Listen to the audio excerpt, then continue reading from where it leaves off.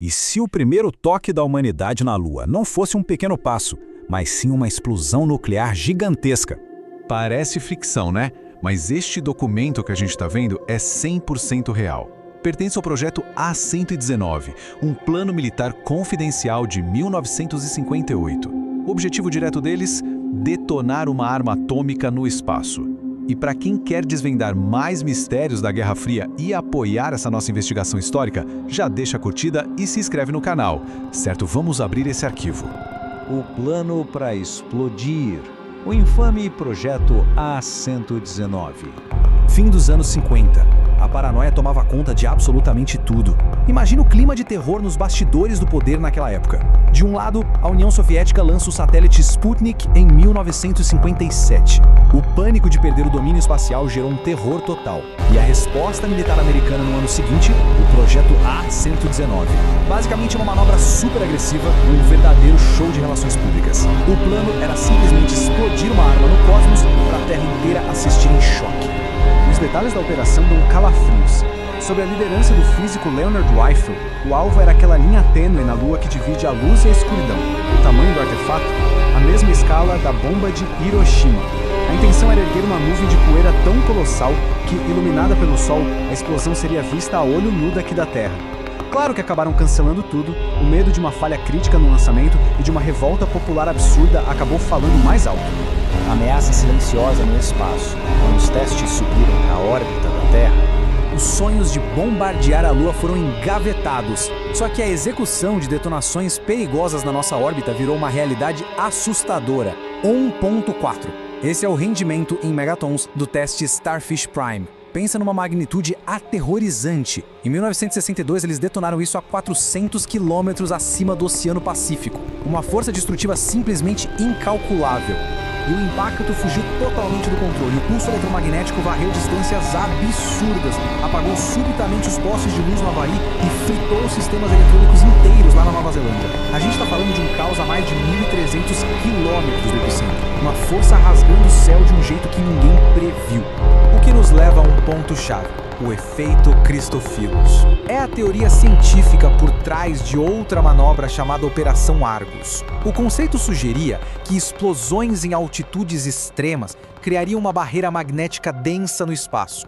O objetivo militar? Transformar a nossa atmosfera superior num escudo invisível para desativar qualquer míssil soviético se aproximando. O preço oculto das operações. O custo humano da Força Tarefa 88. Agora a história fica ainda mais pesada e tensa.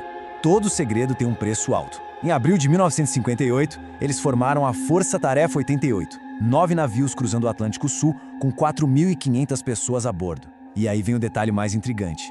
Os filmes com os registros vitais de radiação dessa missão simplesmente sumiram. Essas tabelas desclassificadas revelam uma exposição extrema. As tripulações militares enfrentaram riscos inimagináveis. Relatos apontam para um destino sombrio para muitos desses trabalhadores. Uma grande sombra caiu sobre a saúde dessas pessoas e um inimigo invisível acabou selando a tragédia de muitas delas. Como os registros desapareceram, essa história inteira ainda hoje é abafada em muito mistério e negação. Agulhas no espaço sideral. Entra em cena o projeto Westford. O foco agora sai das detonações nucleares e entra num pesadelo ambiental gigantesco. 480 milhões. Essa é a quantidade exata de minúsculas antenas de cobre enviadas para o espaço num plano militar estarrecedor de 1961. A intenção, literalmente, criar uma nova ionosfera artificial. De novo, a paranoia movendo a máquina de guerra. O medo absoluto era que os soviéticos sabotassem os cabos submarinos. Sem comunicação, as forças militares fora do país ficariam completamente vulneráveis. Então, esse anel orbital de metal seria a grande salvação pairando no escuro. Só que isso virou um erro técnico gigantesco. O resultado foi uma catástrofe total. O lançamento fracassou, o material se fundiu e até hoje existem 44 aglomerados massivos de cobre orbitando o nosso planeta. É simplesmente a pior liberação deliberada de lixo espacial da história. Uma verdadeira ameaça silenciosa vagando na escuridão acima de nós. Cientistas contra os militares. O choque cultural sobre o espaço. Nessa altura, o alarme já tinha disparado na comunidade de pesquisa. O risco dessas missões era inaceitável. E aqui a gente vê uma virada impressionante. Olha esse documento desclassificado. Ele traz o nome de C.E. Sagan. Pois é, o jovem Carl Sagan fazia parte da equipe ultra secreta do projeto A-119. Num ato super controverso, a segurança foi quebrada e o Sagan vazou a existência da bomba lunar em uma candidatura acadêmica. Era o sigilo absoluto desmoronando diante da ética. A revolta global não demorou nem um pouco. O jornal soviético Pravda estampou sem pena: Estados Unidos sujam o espaço. Astrônomos britânicos também organizaram protestos pesadíssimos. A indignação era uma só: como alguém ousa transformar o cosmos num lixão armado?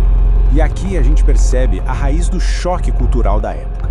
De um lado, os líderes militares obcecados por supremacia tecnológica, segredos impenetráveis e vitórias de imagem.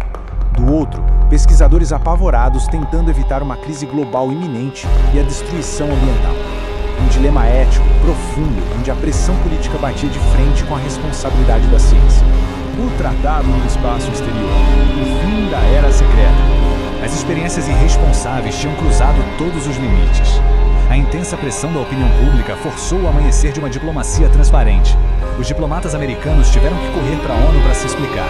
Projetos completamente audaciosos tiveram que ser justificados na frente de autoridades internacionais perplexas e muito furiosas. Mas essa revolta toda moldou o direito internacional moderno. Em 1967 surgiu o Tratado do Espaço Exterior. O documento simplesmente proibiu armas nucleares em órbita, tornou consultas internacionais obrigatórias e acabou com a festa de testes nocivos como o Projeto Westford. Finalmente, o cosmos ganhava proteção contra essas bizarrices militares. Olhando essa linha do tempo, a velocidade das coisas é de assustar. 1958, o plano secreto do A-119 mira a Lua. 1961, milhões de agulhas são jogadas no céu. 1962, o clarão bizarro do Starfish Prime incendia a órbita. E, em 1967, a sanidade volta com o Tratado do Espaço Exterior. A humanidade passou muito perto de comprometer permanentemente a própria proteção atmosférica, o fim de uma era obscura. Só que projetos classificados continuam sendo desenvolvidos até hoje. Mistérios ainda rondam o avanço tecnológico na vastidão inexplorada do universo. E isso deixa a gente com um pensamento perturbador. Quais outras ameaças silenciosas estão orbitando acima das nossas cabeças neste exato momento? A reflexão é super válida. Deixem as teorias de vocês aqui nos comentários e até a nossa próxima investigação histórica.